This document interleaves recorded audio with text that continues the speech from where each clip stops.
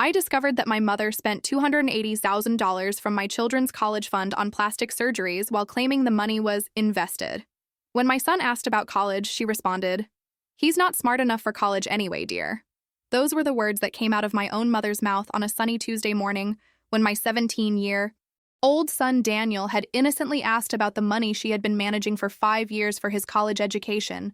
And in that exact moment, as I held a coffee cup that trembled in my hands upon hearing such cruelty, I knew something was terribly wrong with the $280,000 we had entrusted to Margaret to invest in our children's future. The sound of porcelain hitting the saucer echoed through the silent kitchen like a harbinger of the emotional earthquake that was about to completely devastate our middle-class family that had worked tirelessly for 15 years to ensure our 2 children could attend the best universities without worrying about student debt that could compromise their professional futures.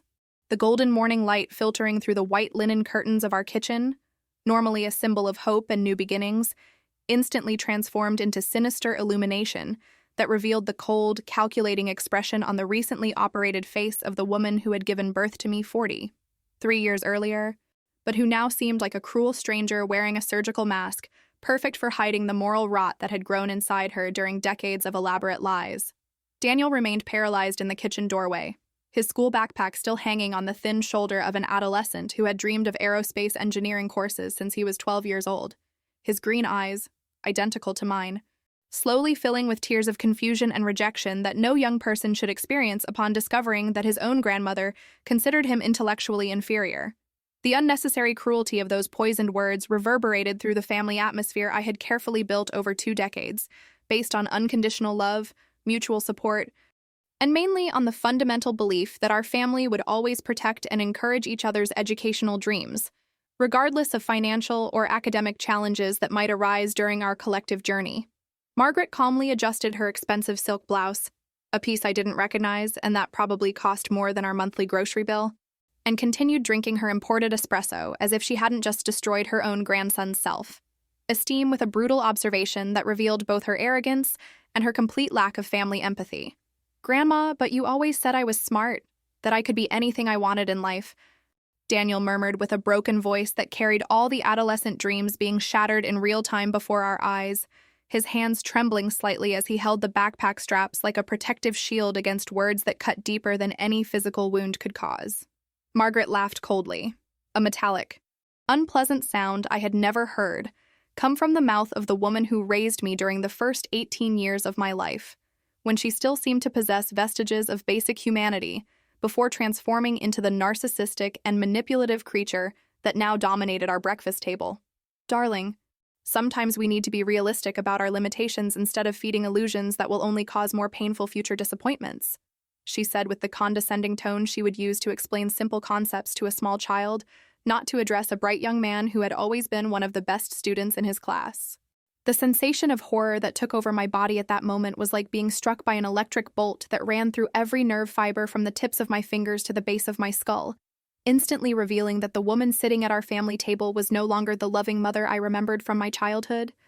but rather a dangerous stranger who had infiltrated our home with malevolent intentions I didn't yet fully understand. During the previous 5 years, since Richard and I had made the financial decision to entrust Margaret with managing our children's educational account, she had consistently presented herself as a dedicated grandmother, an experienced investor, who would multiply our resources through sophisticated strategies that we, simple middle-class professionals, didn't possess sufficient knowledge to implement alone. All our quarterly meetings about investment progress had followed the same reassuring pattern. Margaret would arrive at our house carrying elegant leather folders filled with apparently official documents, colorful charts showing consistent growth of invested values, and mainly that confident maternal smile that completely reassured me about my children's financial security. "Mom, where exactly are the $280,000 we entrusted to you to guarantee the children's educational future?" I asked, with a voice that came out more controlled than my internal feelings would allow, establishing direct eye contact with her blue eyes that seemed brighter and more artificial than I remembered, probably the result of some recent aesthetic procedure she had hidden from the entire family. The silence that followed my question lasted long enough for me to hear the tick-tock of the kitchen wall clock, the distant sounds of our quiet residential street's morning traffic, and mainly the accelerated beating of my own heart that pumped adrenaline through my veins as my mind quickly processed all the terrible possibilities that could explain Margaret's strange behavior during the past few weeks. She had canceled our last quarterly meeting claiming urgent medical commitments, avoided phone conversations about financial matters with vague excuses about portfolio reorganization, and mainly shown growing emotional coldness toward her own grandchildren that contrasted drastically with the caring grandmother I had known since the children's birth. Margaret delicately placed her porcelain cup on the saucer with a theatrical movement that seemed calculated to buy time before answering my direct question. Her manicured fingers, with nails perfectly painted scarlet red that I had never seen her wear before, drumming nervously on the polished surface of our dark wood table. "Helena, dear, you've always been so dramatic about financial matters. And the money is perfectly safe and invested in opportunities that a person of your limited experience in financial markets simply couldn't adequately understand." She responded with that superior tone we use when we want to make someone feel intellectually inferior, a psychological manipulation tactic I recognized from my years of family therapy during adolescence. Her words were carefully chosen to make me question my own competence and authority to supervise decisions about money that Richard and I had saved by sacrificing family vacations, expensive restaurant dinners, and practically all of adult life's luxuries during more than a decade of rigorous financial discipline. "Mom, I need to see bank statements and investment documents immediately, because something in your behavior and evasive responses is making me extremely worried about the safety of my children's educational resources," I insisted, rising from my chair with deliberately firm movements that communicated I would no longer accept evasions or emotional manipulations as answers to my legitimate questions about money that legally still belonged to us. Daniel continued standing in the kitchen entrance like a statue of a confused adolescent, slowly processing the implications of the cruel words his grandmother had directed against his intellectual capabilities, while I watched his self-esteem being systematically destroyed by a woman who should represent unconditional love and family support in his life. The natural morning light entering through the window created a dramatic contrast between my son's genuine innocence, still dressed in the school uniform that represented his educational dreams, and the increasingly evident calculating expression on the artificially young face of the woman who was revealing her true predatory nature after years of perfect maternal performance. The moment I finally understood the magnitude of the betrayal that had been perpetrated against our family came when Margaret categorically refused to provide any documentation about the investments, claiming that complex financial matters should be left to qualified specialists, a phrase she repeated 3 times during our tense conversation, as if it were a psychological mantra designed to make me accept my supposed incompetence to supervise my own money. In that moment of devastating clarity, while watching the woman who had raised me transform into a manipulative stranger before my eyes, I knew with absolute certainty that the $280,000, our carefully constructed financial security, our children's university dreams, our peace of mind about the future, had disappeared through decisions Margaret had made without our authorization or knowledge. The feeling was exactly like discovering that someone had stolen not only our money, but also our family trust, our peace of mind, and mainly the educational security of the 2 children who represented everything Richard and I valued in life. When I finally gained access to banking records 3 days after that traumatic morning, through our family accountant who possessed legal documentation about the accounts, I discovered a reality that exceeded even my worst fears about where our money had been spent during the last 2 years of Margaret's secret administration. The statements revealed a systematic series of large withdrawals destined for luxury plastic surgery clinics, extremely expensive aesthetic procedures that included complete facial lift, breast augmentation, abdominal liposuction, various facial fillers, and even experimental surgeries that cost tens of thousands of dollars each. Each procedure had been paid in full with money that should have been conservatively invested to ensure Daniel could study aerospace engineering at his dream university, and that Sophia could pursue her passion for veterinary medicine without worrying about student debt that would limit her future professional choices. The medical documentation I was able to obtain legally showed that Margaret had spent our family savings on 63 different aesthetic procedures during 24 months of frantic surgical activity, systematically transforming her physical appearance while simultaneously destroying her own grandchildren's educational future through selfish decisions that prioritized her personal vanity over family welfare. Each line of the bank statements was like a direct stab to the heart. There was our hard Earned money being used to buy artificial youth for a woman who already possessed all the necessary financial privileges to pay for her own aesthetic whims, but who had consciously chosen to steal resources destined for children's education to satisfy her narcissistic obsession with physical appearance. The amounts were astronomical and devastating. $25,000 for a facial lift that made her look like a plastic version of herself. $18,000 for breast augmentation that no one had noticed because she wore strategically chosen clothes to hide the modifications. $15,000 for liposuction that eliminated natural curves that made her seem human instead of a surgical mannequin. The phone rang at exactly 3:40, 2 p.m. on a Tuesday that seemed ordinary until that fateful moment when my entire understanding of family relationships, maternal trust, and mainly the limits of human greed would be completely shattered by a call that would last only 7 minutes, but would permanently alter the course of my 43-year existence. Richard was working at the construction site of the new shopping center his civil engineering company was developing in the metropolitan area. Daniel had just left for soccer practice that he maintained religiously every Tuesday and Thursday since he was 14 years old. And Sophia was concentrated on her organic chemistry studies for the veterinary medicine entrance exam she would take at the end of that academic year, creating a peaceful domestic atmosphere that would contrast dramatically with the emotional hurricane that was about to devastate our apparently stable and financially organized family.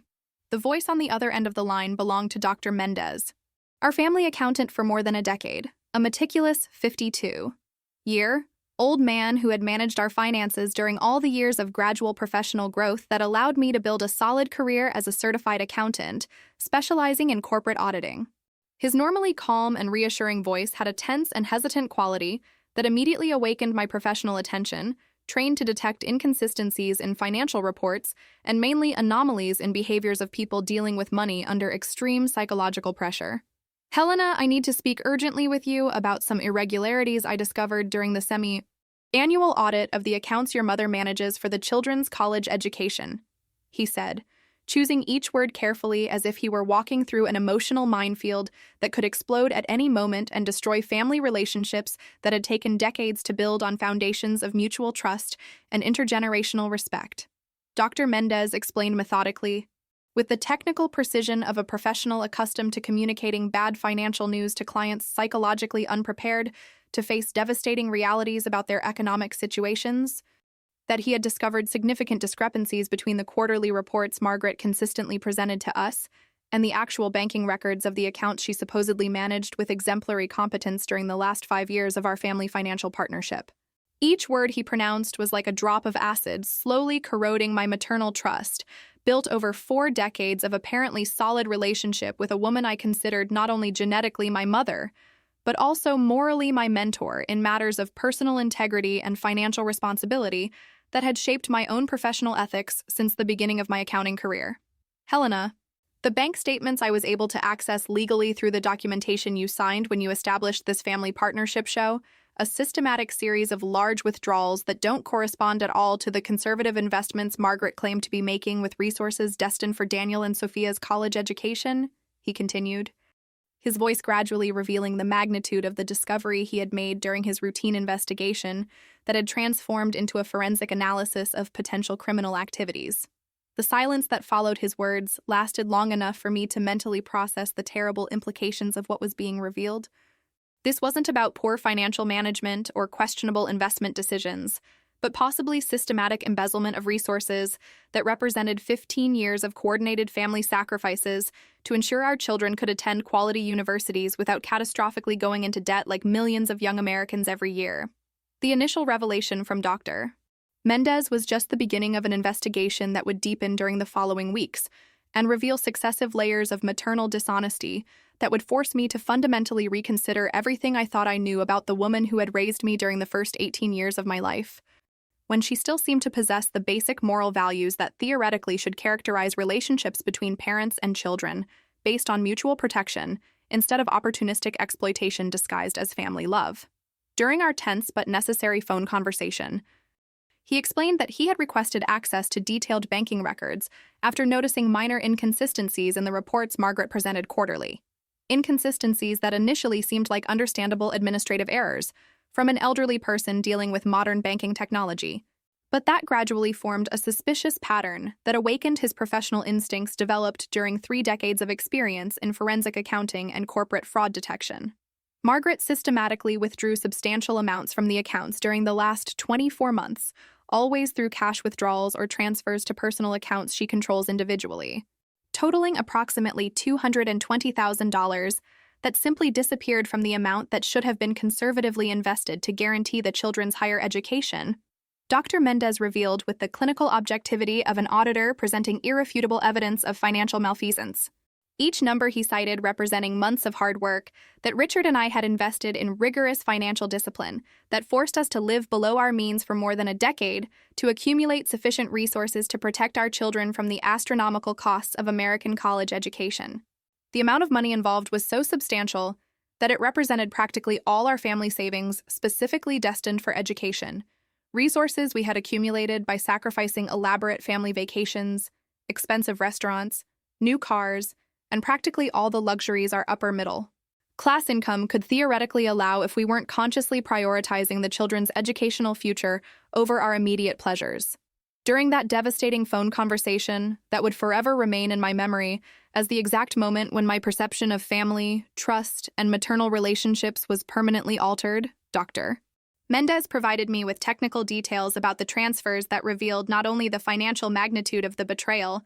but also the sophisticated level of planning and execution that had been necessary to perpetrate that family fraud for years without arousing suspicions from people who completely trusted Margaret's moral integrity. Each transaction had been carefully calculated to remain below limits that would trigger automatic alerts from the banking system,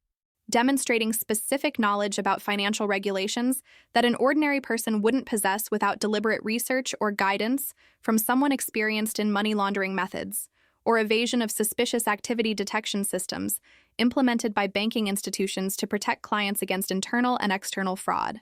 The most disturbing discovery revealed during our conversation was that Margaret had forged my signature on multiple authorization documents for bank transfers, using a technically perfect imitation of my handwriting that suggested extensive practice and conscious determination to commit serious federal crimes that could result in decades of prison if discovered and prosecuted by competent authorities. Helena, the signatures on the authorization documents are microscopically identical to yours, but the dates correspond to periods when I know for certain you were traveling for work or hospitalized during the emergency surgery you had 18 months ago, Dr. Mendez explained, his forensic analysis revealing that my own mother had methodically studied my handwriting for months or years to develop the technical skill necessary to forge legal documents that would give her unrestricted access to financial resources that represented her own grandchildren's educational future. I need you to come to my office tomorrow morning to personally review all the documents and bank statements I collected during this investigation, because the evidence suggests systematic criminal activity that may require reporting to federal authorities responsible for investigating banking fraud and financial crimes involving document forgery and embezzlement of family resources, he said, his professional recommendation confirming that this was no longer a private family matter that could be resolved through honest conversations and emotional reconciliation, but rather serious federal crimes that had violated multiple banking and financial laws that protect citizens against exploitation by people who possess privileged access to their personal information and economic resources. The transition of our conversation from painful family revelation to legal consultation about criminal procedures marked the exact moment I understood that Margaret had ceased being my mother in the emotional and moral sense, transforming into a criminal who had consciously chosen to exploit family trust for personal benefit through methods that would permanently destroy our maternal relationship and potentially result in her imprisonment for years or decades, depending on the decisions I would make during the coming weeks about how to proceed legally against a person who shared my DNA but had lost any right to my love or protection through her calculated criminal choices. I hung up the phone with trembling hands that could barely hold the device properly, my mind rapidly processing the devastating implications of discovering that the person I trusted most in the entire universe had systematically stolen my children's educational future through an elaborate criminal campaign that lasted years and had been executed with professional coldness that demonstrated complete absence of moral conscience about the damage she was causing to the very family she claimed to love unconditionally. The family home that normally represented security, tranquility, and mainly financial stability conquered through years of hard work and careful planning instantly transformed into an environment contaminated by the discovery that our own matriarch had become a financial predator, who methodically exploited the trust of her descendants to satisfy personal needs or desires I didn't yet fully understand, but that were obviously important enough to motivate her to commit serious federal crimes against her own daughter and grandchildren. The oppressive silence of the empty house echoed with terrible implications about future conversations I would have with Richard when he returned from work, with Daniel when he discovered that his dreams of studying aerospace engineering at a prestigious university might have been destroyed by the very grandmother who had always presented herself as his greatest educational supporter. And mainly with Sophia, when she understood that her meticulous plans to attend veterinary school after high school might have become financially impossible because of the maternal greed of a woman she admired as a model of feminine dignity and intergenerational integrity. Each room in our house seemed haunted by Margaret's ghostly presence, and by all the positive family memories that were now contaminated by the discovery of her underlying criminal nature that had remained hidden during decades of apparently loving and mutually beneficial relationship based on respect, trust, and mainly on the fundamental belief that family always protects family, regardless of economic pressures or financial temptations that might arise during periods of personal difficulty or material need. The first person I called after initially processing the shock of the revelation was Richard, interrupting his engineering meeting with important clients to communicate a family emergency that would require our concentrated attention during the coming weeks or months, while we navigated through the legal, financial, and mainly emotional complexities of discovering we had been systematically betrayed by a person we considered morally trustworthy and emotionally stable. Richard, I need you to cancel all non-essential commitments this week, because we discovered something terrible about the money we entrusted to my mother to manage the children's education, I told him, carefully choosing words to communicate the seriousness of the situation without causing unnecessary panic that could impair his ability to drive safely back home through heavy afternoon traffic that was already dangerous enough without adding extreme emotional distraction that could result in car accidents caused by psychological shock and inattention provoked by unexpected family trauma. Richard's reaction was initially one of total disbelief, then gradually evolved to growing anger as I provided specific details about Dr. Mendez's discoveries, and finally transformed into a cold and calculating determination to protect our nuclear family against future exploitations, and mainly to seek legal justice for the crimes that had been committed against our family resources and against our children's educational security that represented our absolute priority as responsible parents. Helena,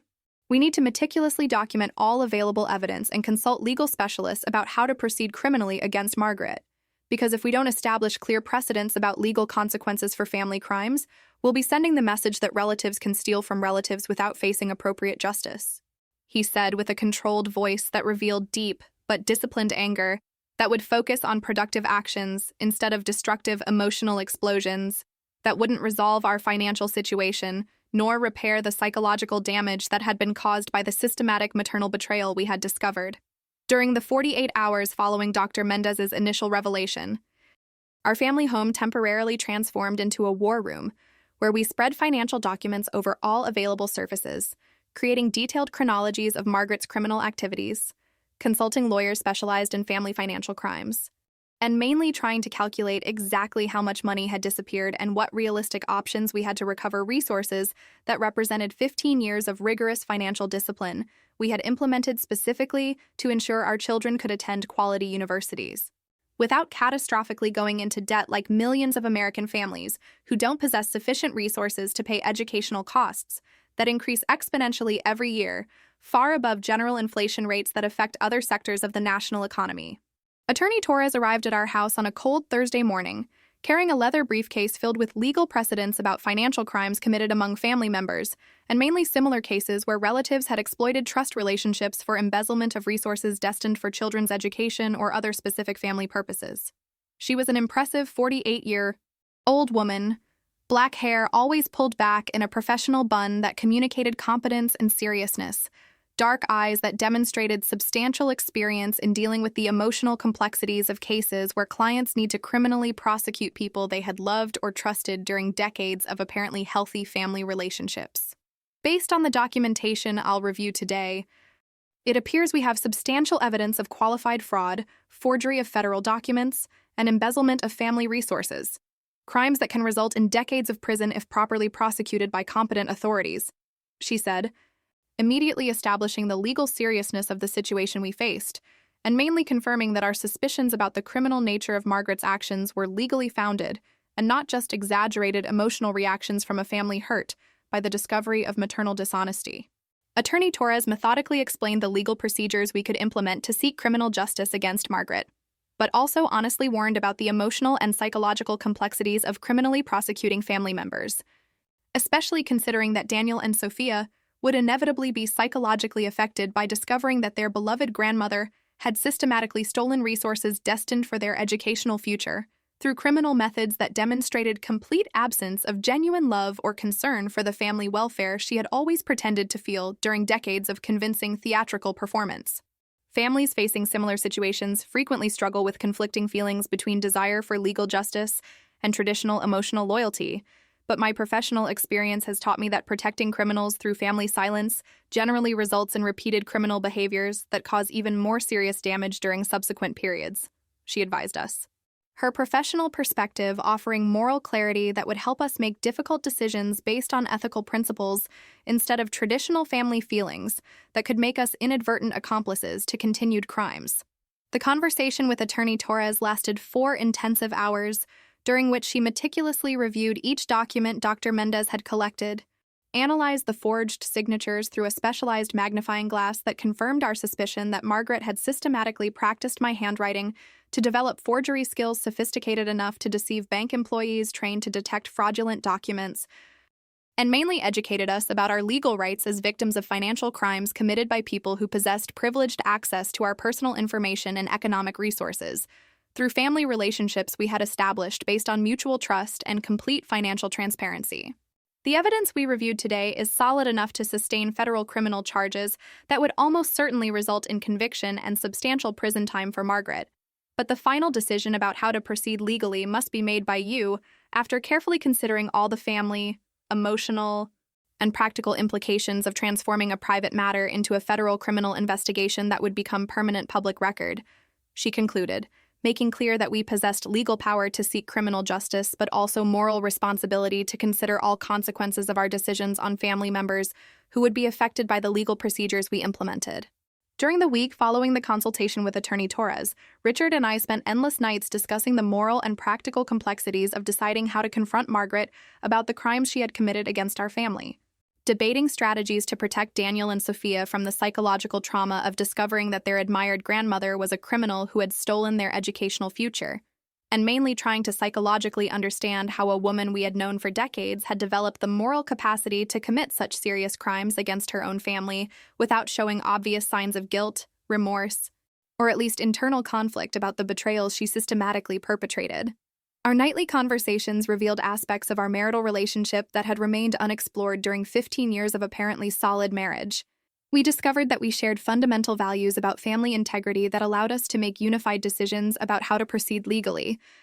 But we also recognized substantial differences in our approaches to forgiveness, confrontation, and mainly about the limits of family loyalty when confronted with criminal behaviors that violate basic principles of mutual protection that theoretically should characterize relationships between close relatives. The decision to confront Margaret directly about the crimes she had committed against our family was made on a particularly cold Saturday morning, when the gray and cloudy sky seemed to perfectly reflect the somber state of our collective emotions after an intensive week of devastating discoveries that had permanently altered our understanding of family trust, intergenerational loyalty, and mainly about the moral limits that apparently respectable people are capable of crossing when motivated by personal desires that prioritize individual satisfaction over collective family welfare. Richard and I had spent the previous night in a tense emotional vigil, reviewing for the 100th time all the documents that proved Margaret's systematic betrayal, calculating exactly how much money had disappeared from educational resources that represented 15 years of coordinated sacrifices, and mainly preparing psychological strategies to confront a woman who had demonstrated extraordinary capacity to lie convincingly for years without revealing obvious signs of guilt or internal conflict that typically characterize normal people when they commit acts that violate their own fundamental moral values. The phone call to Margaret at 9 o'clock in the morning was a surreal experience that made me feel like I was playing a role in a dramatic film about family betrayals. because my entire life had been built on the fundamental premise that my mother was a morally trustworthy person who would always prioritize family welfare over selfish personal interests that could harm people she claimed to love unconditionally. Mom, Richard and I need to speak urgently with you about extremely serious matters related to the children's educational accounts, I told her, carefully controlling my voice not to prematurely reveal the extent of knowledge we had acquired about her criminal activities, because we wanted to observe her initial reactions to direct questions before presenting irrefutable evidence that would make it impossible to continue denying or minimizing the gravity of the crimes she had perpetrated against her own family during years of elaborate theatrical performance that demonstrated psychological manipulation skills truly impressive in their sophistication and temporal persistence. Margaret's response to my call was immediately defensive in a way that instantly confirmed our suspicions about her awareness of the criminal nature of the actions she had systematically taken during the last years of fraudulent administration of family resources specifically destined for Daniel and Sophia's college education. Helena, dear, I hope you're not worrying unnecessarily about complex financial matters that require specialized expertise to understand adequately, she responded with that familiar, condescending tone she always used when she wanted to make me feel intellectually inferior or emotionally immature. A psychological manipulation tactic I recognized from my years of family therapy, but that I now understood as part of a systematic pattern of emotional control she had implemented for decades to maintain moral authority over important family decisions that should have been made collaboratively instead of unilaterally by a person who was secretly exploiting family trust for personal benefit through elaborate criminal methods. Mom, this isn't about unnecessary concerns or complex matters we can't understand. This is about concrete evidence that you systematically withdrew more than $200,000 from the educational accounts without our authorization or knowledge, I responded, deciding to confront her directly with specific information to evaluate her capacity to continue denying realities that had been meticulously documented by qualified professionals who didn't possess emotional motivations to distort or exaggerate the gravity of the financial situation we had discovered. The silence that followed my statement lasted approximately 15 seconds that I counted mentally while listening to accelerated breathing on the other end of the phone line, revealing that Margaret was rapidly processing the implications of discovering that her crimes had been discovered and documented by people with legal authority to seek criminal justice against her through appropriate channels of the federal judicial system responsible for investigating and prosecuting financial crimes involving document forgery and embezzlement of family resources. Gradually, during our tense phone conversation that lasted 45 minutes of progressive revelations and increasingly weak denials, Margaret began admitting specific aspects of her criminal activities,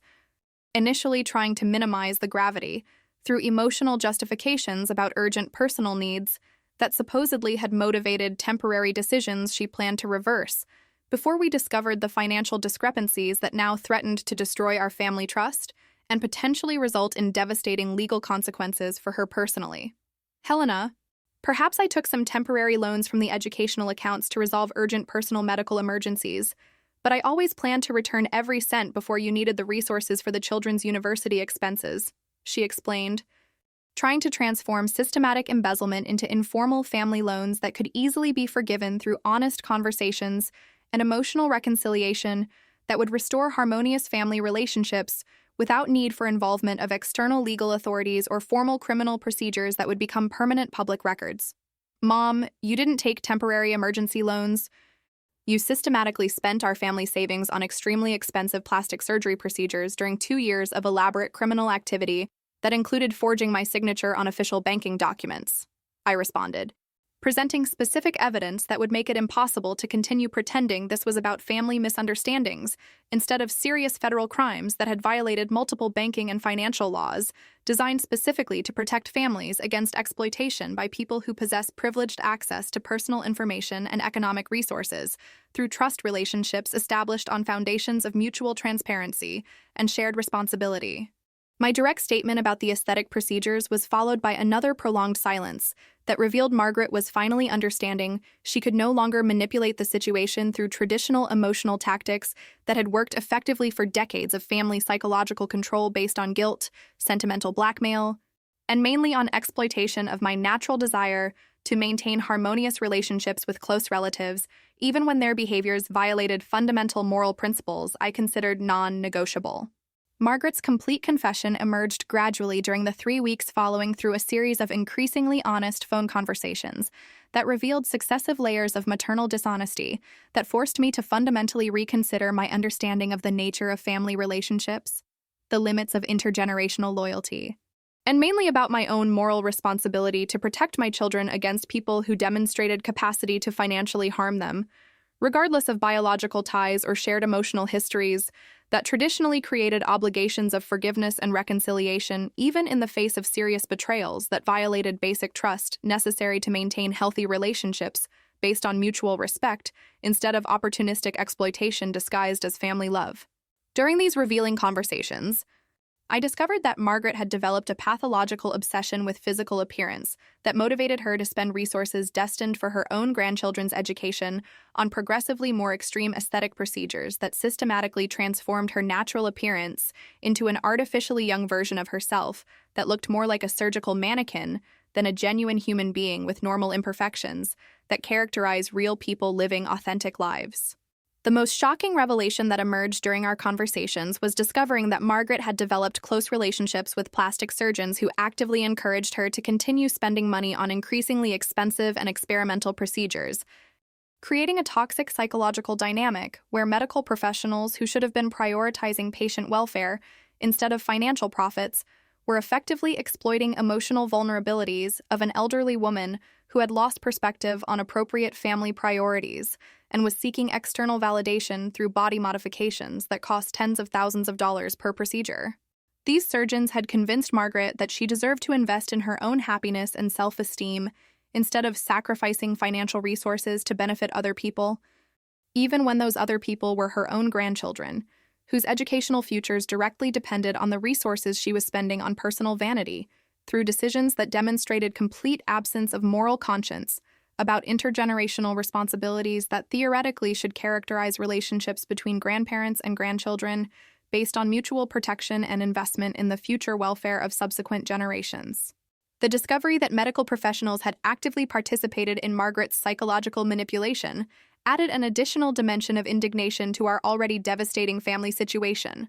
because it revealed how entire industries can exploit emotional vulnerabilities of elderly people through sophisticated marketing that transforms natural insecurities about aging into pathological obsessions that motivate irresponsible financial spending that harms entire families through individual decisions made without adequate consideration of consequences for other people who depend on the resources being wasted on unnecessary cosmetic procedures. Richard and I began to understand that Margaret had become a victim of professional financial predators who specialized in identifying elderly women with access to substantial resources and gradually convincing them that spending on plastic surgery represented legitimate investments in personal welfare instead of irresponsible waste of family resources that should be preserved for more important purposes like children's education or financial security during retirement. During this period of progressive revelations about the extent of manipulation Margaret had suffered at the hands of unscrupulous surgeons,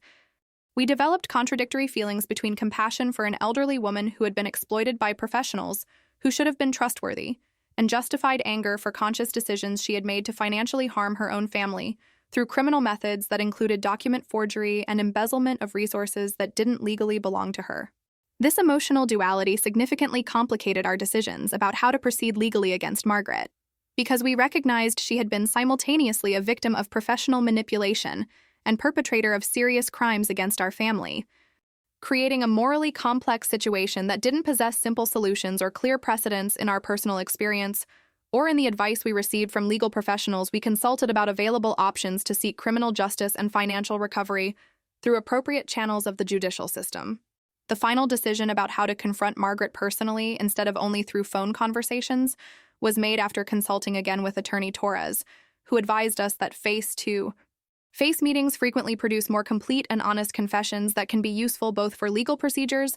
and for psychological understanding of the motivations that led apparently respectable people to commit serious crimes against their own families through decisions that violated decades of mutual trust and apparently solid relationships based on genuine love and intergenerational protection. Face-to-face confrontations frequently reveal aspects of personality and motivations that don't emerge during phone conversations, because body language, facial expressions, and mainly immediate emotional reactions to specific evidence can provide valuable insights about sincerity of regret, probability of repeated criminal behaviors, and mainly about capacity for moral rehabilitation that can influence decisions about severity of legal consequences you choose to implement, she explained, offering professional perspective that would help us make informed decisions about how to balance needs for legal justice with desires to preserve family relationships that still possessed emotional value, despite the devastating betrayals that had been revealed during the last weeks of intensive investigation. The face-to-face meeting with Margaret was scheduled for a gray Tuesday in March,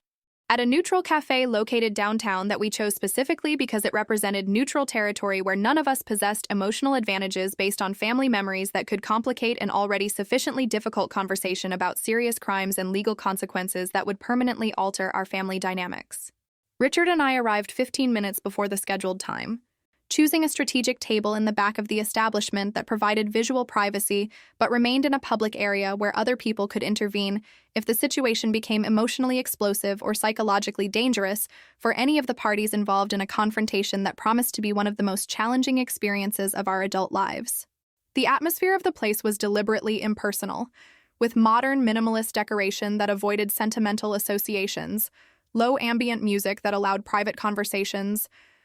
and mainly a professional clientele that respected others' privacy without showing excessive curiosity about personal dramas that occasionally developed in public spaces where people tried to resolve serious family conflicts away from domestic environments loaded with emotional history. When Margaret finally arrived, exactly on schedule,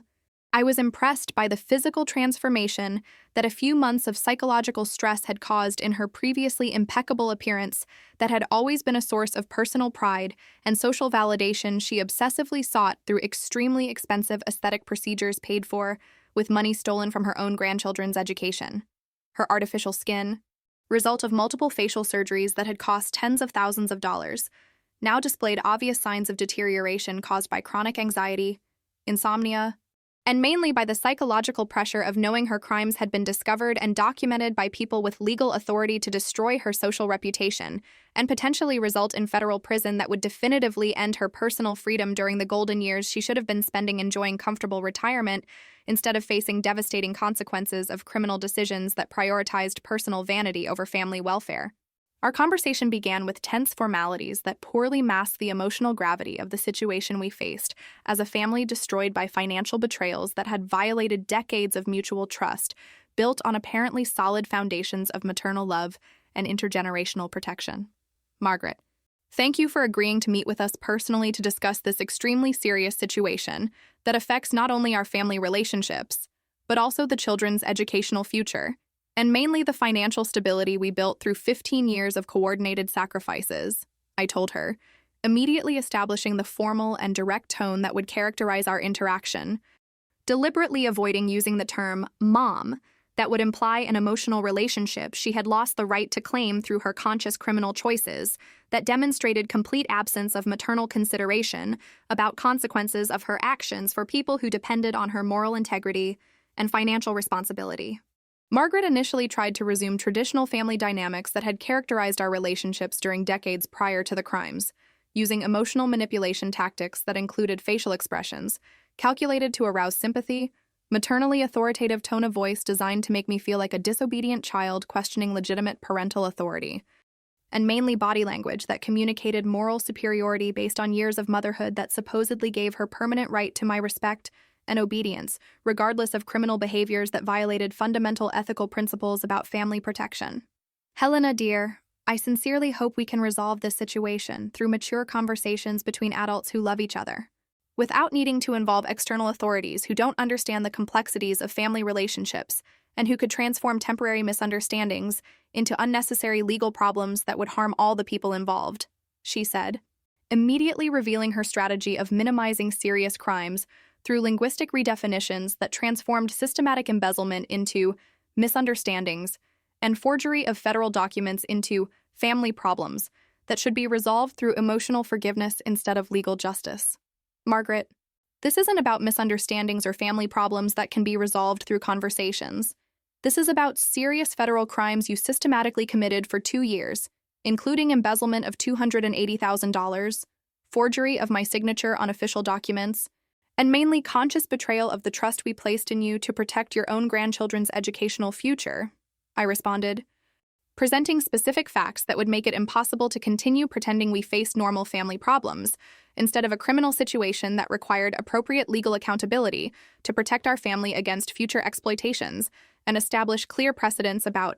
consequences of crimes committed by close relatives who exploit trust relationships for personal benefit through methods that violate multiple federal laws designed specifically to protect families against financial predators who use privileged access to personal information to perpetrate elaborate frauds. During the 3 hours following that tense but necessary conversation, Margaret gradually abandoned attempts at emotional manipulation and began admitting specific aspects of her criminal activities that she had minimized or completely denied during our previous phone conversations, finally revealing the complete extent of conscious planning and deliberate execution that had been necessary to perpetrate such elaborate frauds for such a prolonged period, without arousing suspicions from people who completely trusted her moral integrity. Her confession revealed disturbing details about how she had methodically studied my handwriting for months to develop forgery skills sophisticated enough to deceive professionally trained bank employees, how she had researched financial regulations to keep transfers below limits that would trigger automatic alerts, and mainly how she had developed convincing narratives to explain minor discrepancies that occasionally arose during our quarterly meetings about educational investment progress. The most shocking revelation that emerged during our face-to-face conversation was discovering that Margaret had planned to confess her crimes and return the stolen money through personal loans she intended to obtain using her own house as collateral, but had been discouraged by the same plastic surgeons who had initially manipulated her to spend family resources on unnecessary aesthetic procedures that transformed her natural appearance into an artificially young version of herself. These unscrupulous medical professionals had convinced Margaret that confessing crimes would result in federal prison that would end her freedom during remaining years of life, arguing it would be more intelligent to continue hiding evidence and denying responsibility in the hope we would never discover the complete extent of her criminal activities that had systematically destroyed our family financial security, built through a decade and a half of rigorous economic discipline that prioritized children's educational future over adults' immediate pleasures. You need to understand that I never wanted to harm Daniel or Sophia. Each procedure I had was motivated by the desire to feel more confident and attractive so I could be a better grandmother to them. But the doctors convinced me that spending money on personal appearance was a legitimate investment in family welfare because younger and more beautiful grandmothers would be better role models for grandchildren who are developing their own identities during adolescence, Margaret explained, revealing the depth of psychological manipulation to which she had been subjected by professionals who transformed natural insecurities about aging into pathological obsessions that motivated devastating criminal decisions for our entire family. Her words demonstrated how experienced financial predators managed to completely distort people's value systems,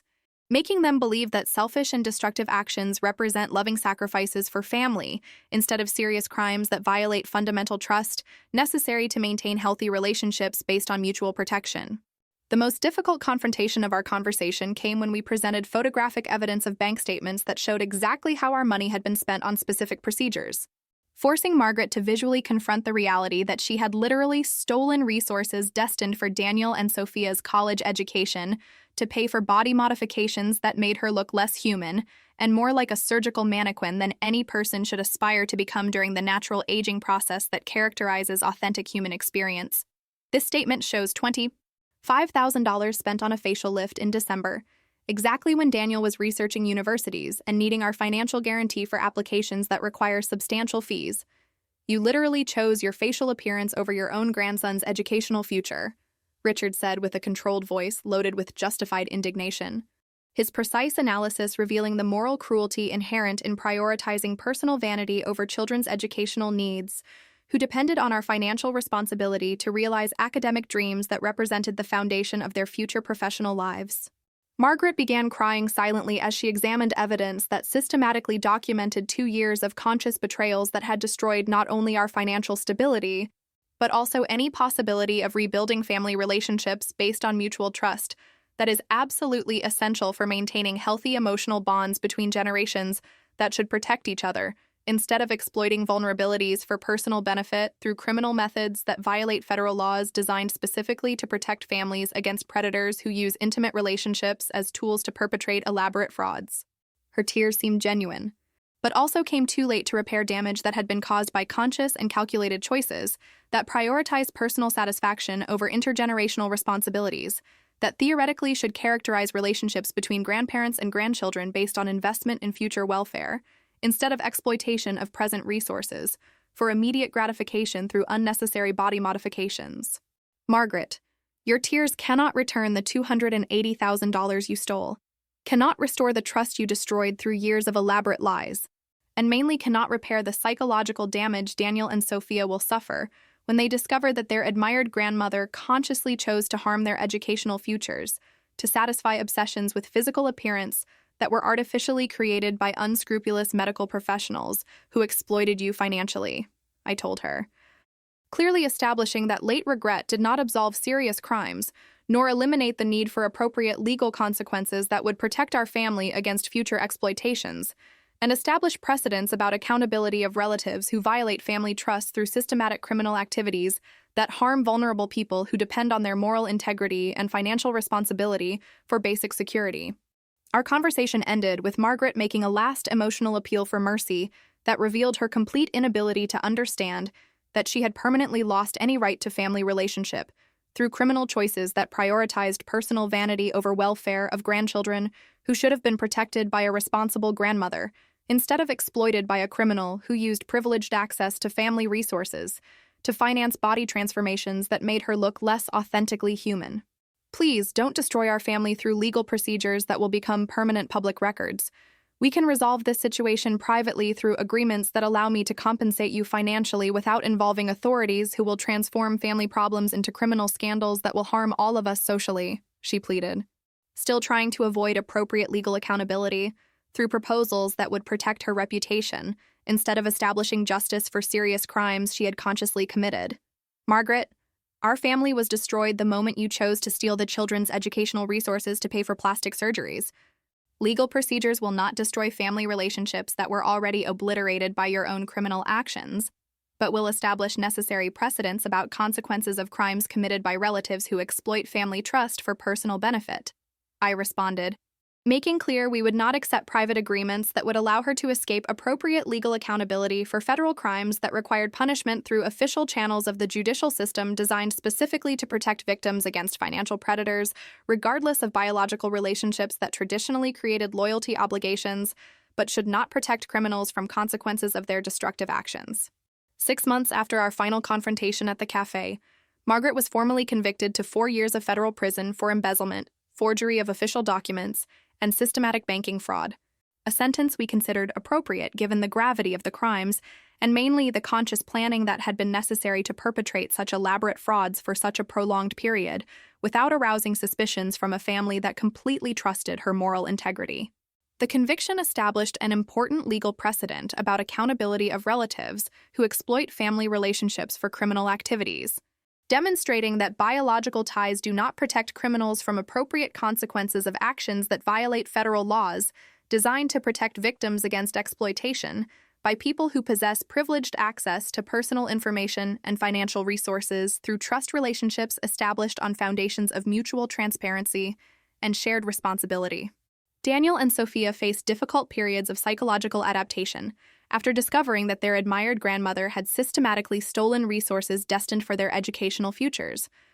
but gradually developed mature perspective on family relationships that prioritizes moral integrity over accidental biological ties, that don't guarantee ethical behavior or genuine protection against people who demonstrate capacity to harm close relatives through selfish decisions that violate fundamental trust necessary to maintain healthy emotional bonds. Both managed to enroll in quality universities through creative combinations of student loans, merit-based scholarships, and mainly through financial resources we partially recovered through legal processes against Margaret and against unscrupulous plastic surgeons who had consciously participated in the psychological manipulation that resulted in crimes against our family. Today,